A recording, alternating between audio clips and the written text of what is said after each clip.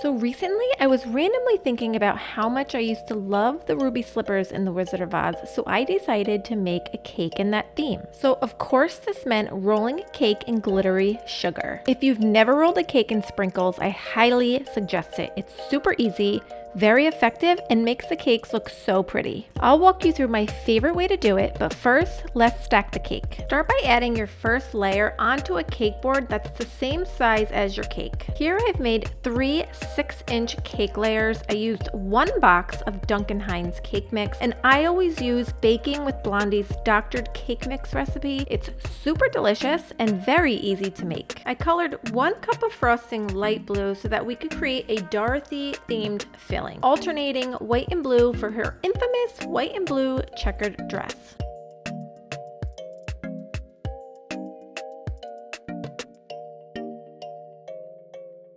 Stacking the cake layers, always make sure they're lined up before moving on. This way you know it's nice and straight and you don't have to worry about it later on.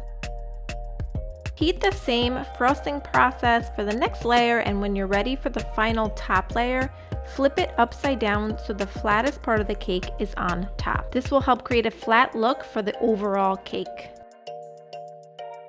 I like to lock in the layers with frosting after I've stacked them all. This just helps maintain the structure and makes it easy to decorate.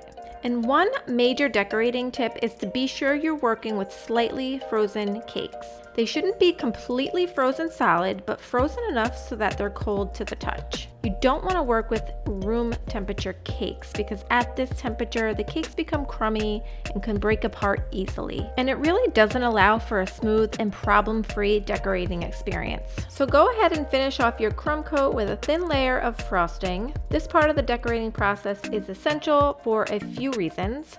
1, it traps in any loose crumbs so that they don't show through in the final thicker layer of frosting. And 2, it helps create a clean canvas for the final decorating part.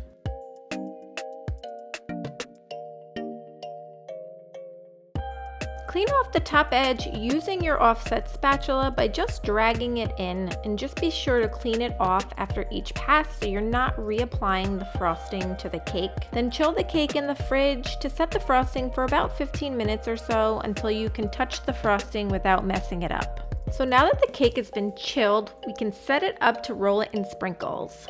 You'll want to use a cardboard cake round on top that's the same size as the cakes.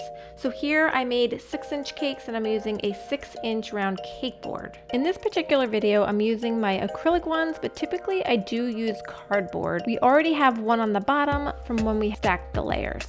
So you're probably wondering why I have 2 colors here. So I started off with a pinkish red color, but then I ran out. So then I just went in with the white to finish off the final layer and lock that top board in. And since I'm rolling the cake in red glittery sugar, it didn't really matter what color frosting I used, but I wanted to use the red tone so that it enhanced the color of the red sugar. And once all of the frosting has been applied, then I can start to smooth it out with the bench scraper. And again, since I'm rolling it in sprinkles, the frosting doesn't have to be super duper smooth, just enough so that there's no bulges or big holes. Okay, so now for the fun part. Grab a cookie sheet and pour all of the sprinkles out onto it so it's a nice even layer, and then shake the cookie sheet around to even all the sprinkles out. Now you can pick up your cake and start to roll it onto the sprinkles. And this is exactly why we use a top and bottom board on the cake so that we can easily roll it. Now our frosting should still be wet, so don't put it in the fridge before rolling it because you want the sprinkles to be able to stick perfectly onto the cake. But it really is as easy as this. There's no need to press the cake down, just roll it back and forth, shake the sprinkles up again if you need to, and roll it as many times as you need to make sure your cake is fully covered. And you can even grab some sprinkles with your hand and gently press it into the areas of the cake that need more sprinkles. When you're all done applying the sprinkles, pop it in the freezer for about 15 to 20 minutes. You want it to harden enough so that you can cut off the top cake board with a hot knife, and if the frosting's too soft, the board won't come off as cleanly. Pop off the board, then apply frosting to the top and start to apply the rest of the sprinkles on top of the cake. You may notice areas near the top edge that were pulled off with the cake board, and that is totally okay. We can always fill that in again with frosting and then add more sprinkles to it.